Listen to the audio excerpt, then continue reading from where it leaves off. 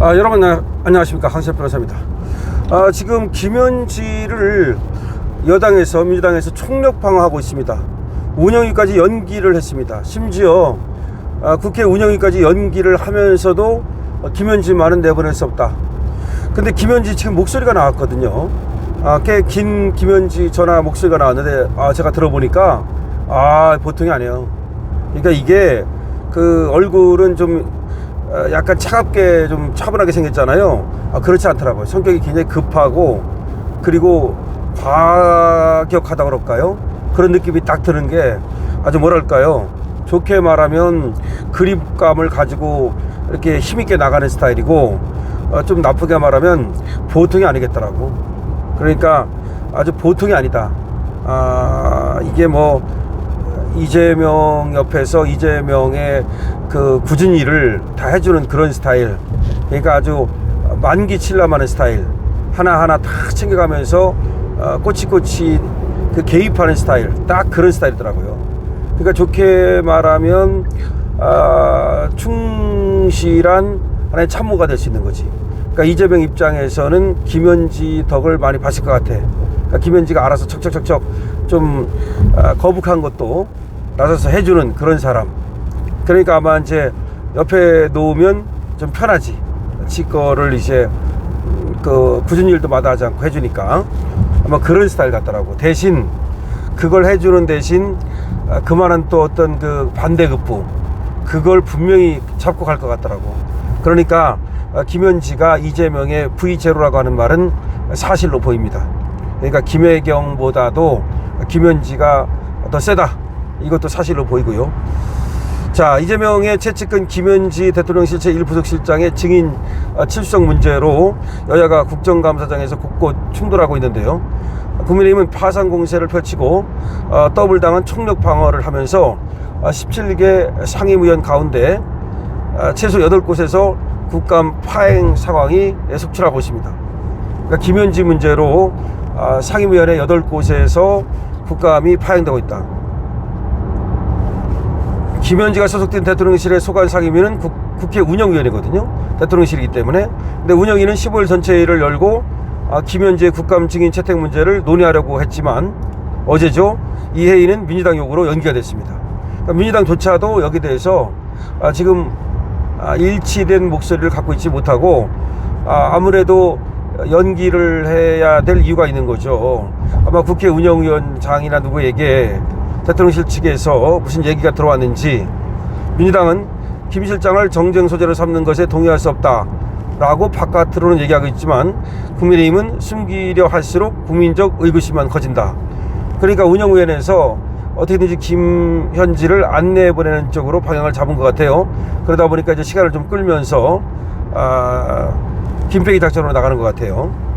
현재까지 김현지의 국정감사 증인 채택 등과 관련해서 논란이 빚어지고 있는 상임위는 운영위를 포함해서 무려 8곳입니다. 지난 14일 법사위 국정감사에선 국민의힘이 쌍방울 대북송금 사건 관련해서 김현지가 이화영 전 경기도부지사 변호인 교체에 개입했다는 의혹이 제기됐죠. 국민의힘 주진우 의원은 페이스북을 통해서 김현지가 뒤에서 이화영 부지사 변호인을 조종한 것이다. 이것은 이재명이 대북송금 사건의 공범이라는 증거다 라고 주장을 했고요. 이에 대해서 전현희 민주당 최고위원은 MBC 라디오에 나와서 이화영 부지사 변호인 선임 과정에 제3자, 즉 김현지가 의견을 개진했다는 것이 문제가 되느냐, 의견 개진하면 안 되느냐, 이런 식으로 얘기를 했죠. 근데 그 자체가 웃기는 거죠. 의견 개진했다는 게 문제가 아니라 공범을 갖다가 이재명이 하고 이화영은 공범이니까 공범을 조종했다는 얘기 아닙니까? 그게 문제죠. 김현지는 이 법적 사건 같은 것도 이재명 이 성남시장일 때부터 더 총괄해 왔다는 얘기가 들립니다. 그럼 그 정도를 총괄할 정도면 뭐 완전히 김현지가 측근 중에 측근인 건 뭐 분명한 거죠.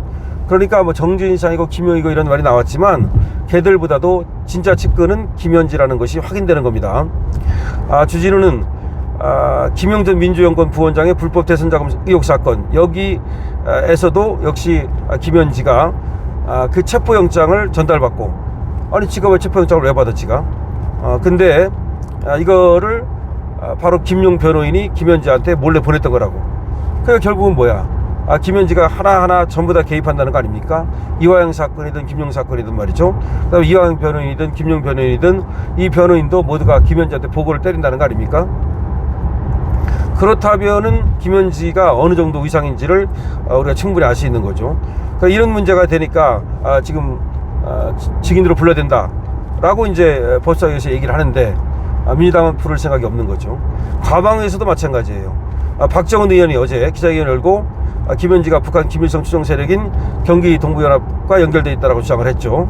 민주당은 이제 아니라고 그랬고 대통령실도 반발하고 있는데요. 자, 과방위 소속인 김우영 의원은 박정은이 다른 일로 보낸 욕설 문자를 공개까지 하면서 이 김우영이가 아주 찌질하게 굴었죠. 그러면서 박정은하고 김우영하고 지금 맞고소전이 지금 전개되고 있습니다. 그래서 여기도 지금 과방위에서도 지금 김현지가 또 문제가 되고 있고요. 뭐 산자위에서도 또 문제가 되는데, 산자위에서 문제가 되는 거는 지금 중소벤처기업부 장관이 한성숙이거든요. 네이버 출신 한성숙. 그런데 이 한성숙이가 장관이 된 이유가 김현지 때문이다. 그래서 이 한성숙이가 장관이 되기 전과 후에 김현지와 전화를 했다. 김현지가 그러니까 추천을 해가지고서 한성숙이가 장관이 됐다. 그러니까 한성숙 장관도 김현지가 시켜준 거다, 이런 말이죠. 그래서 거기서도 또 김현지를 불러야 되는 것이 문제가 되고 있고요. 행안위 국정감사에서는 또 이 김현지의 재산 축적 과정이 석연치 않다. 그래가지고 도대체가 대통령실 참모로 들어간 뒤 이 김현지가 말이죠. 지금 대장동 아파트, 뭐 청주 아파트, 뭐 등등등등 많은 재산을 갖고 있다는데 이 공개된 재산의 규모하고 또 숨겨진 재산의 규모하고 다르다는 얘기도 있고, 재산에 대해서 알아봐야 된다, 또 이런 얘기고요.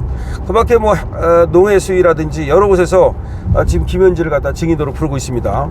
자, 김현지를 증인으로 불러가지고 알아봐야 될 것이 각 상임위별로 8곳이나 됩니다. 그래서 부르겠다라는데 전혀 김현지를 내보낼 수 없다는 겁니다. 무엇보다도 운영위는 김현지가 총무비서관으로 일을 했기 때문에 자기가 일할 때까지 그 과정을 갖다가 보고를 해야 되거든요.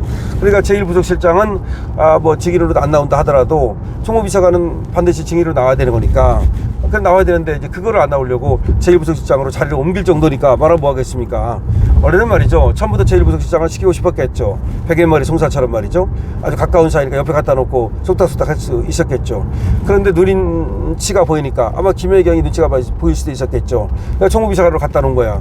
총무비서관으로 갖다 놓고서 하려고 했는데 여기서 이제 문제가 생기니까 다른 데로 갈 데가 없단 말이야. 예를 들어서 뒤로 물러나면 되는데, 집에 가서 좀 애기 보면 되는데, 그럴 사람이 아니란 말이에요. 김현지는 그럴 사람이 아니에요. 목소리를 들어보니까. 그러니까 뭔가 자리를 줘야 되는데, 그렇다고 해서 딱 드러나는 자리를 줄 수는 없고, 또 옆에 딱 갖다 놔야 되니까 제1부속실장을 준 거란 말이야. 이게 이 문제인 거야. 그러면서 제2부속실장을 갖다가 총무비서관으로 보냈거든요. 그래서 지금 김혜경이 비서가 없어요.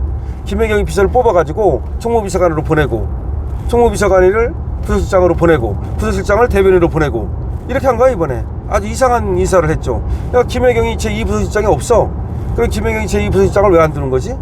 아니 뭐야, 또 김혜경이를 갖다가 팽시키는 건가? 김현지 때문에 오히려 김혜경이가 팽당하나요? 여러분 어떻게 생각하십니까? 김현지를 갖다가 방어하기 위해서 국회 운영위원회에 이 일정도 밀어버리고 무려 8곳의 상임위원회가 파행되고 있습니다. 이 사태를 어떻게 생각하십니까? 김현지는 누구일까요? 강시엽입니다.